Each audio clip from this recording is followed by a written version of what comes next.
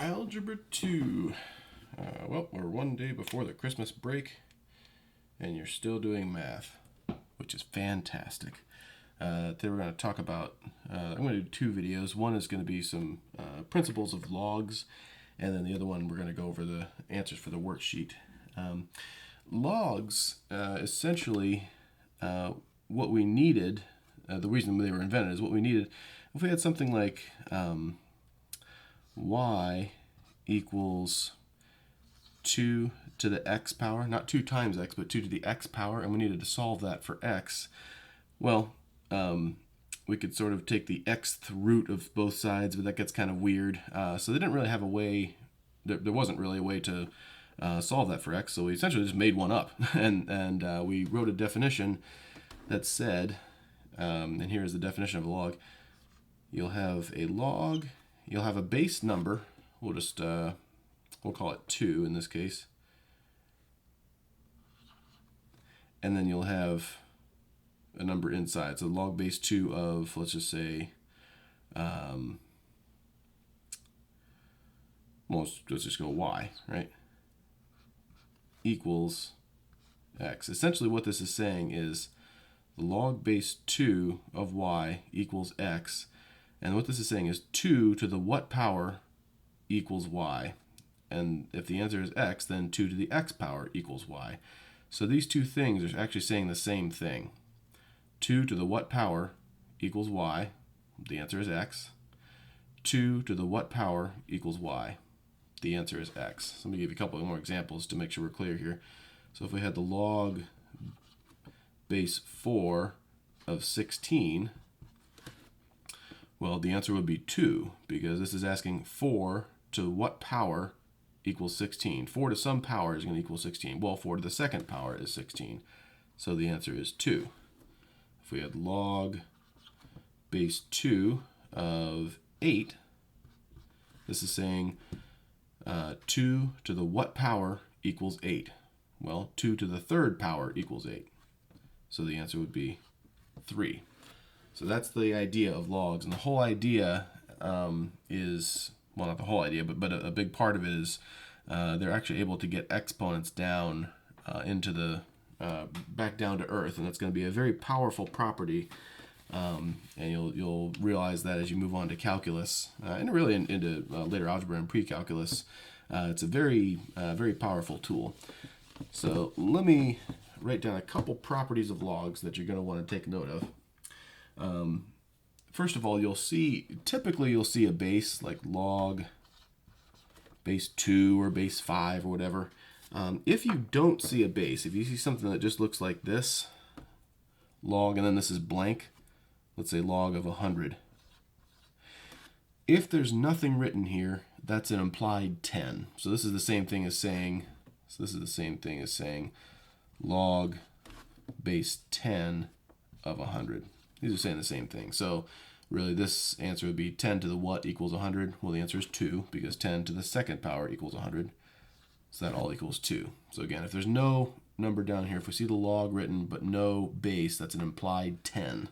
It's called a common log. Another case that you'll see where there's actually no base is called a natural log, and it's written just like this, ln.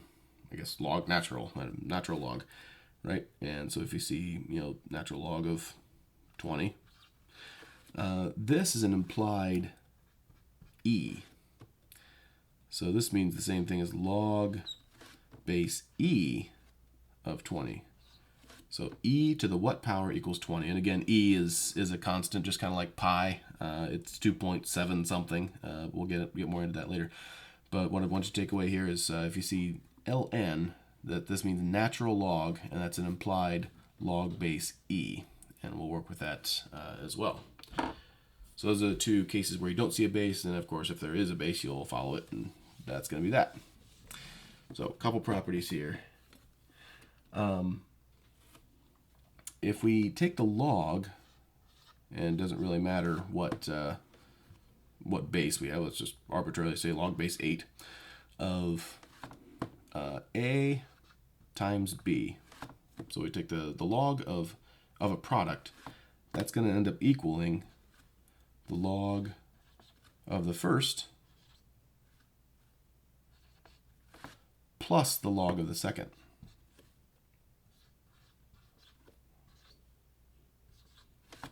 So the log base 8 of a times b is the same thing as the log base 8 of a plus the log base 8 of b.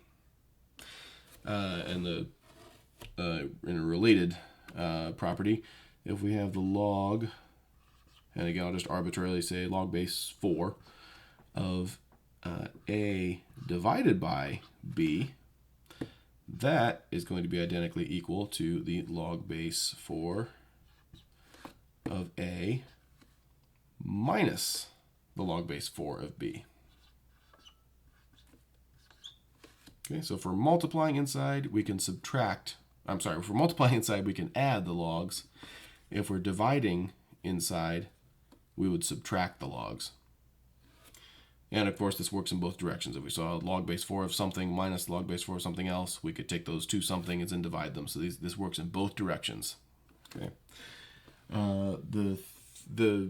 This is sort of property 1a and 1b. The second property, the major property, and this is what makes logs so powerful, one of the many things that makes logs so powerful, is if we have the log, and I'll arbitrarily choose some other base, log base 3 of a to the b power, this b can come out to the front. So this would be identically equal to b times the log base 3 of a. So this exponent inside the log can come out as a constant that we're multiplying the log by. And that's a very, very powerful property. We'll get a little bit more after Christmas. We'll get a little bit more into why that is true. I just want you to kind of get used to using these three properties to solve equations.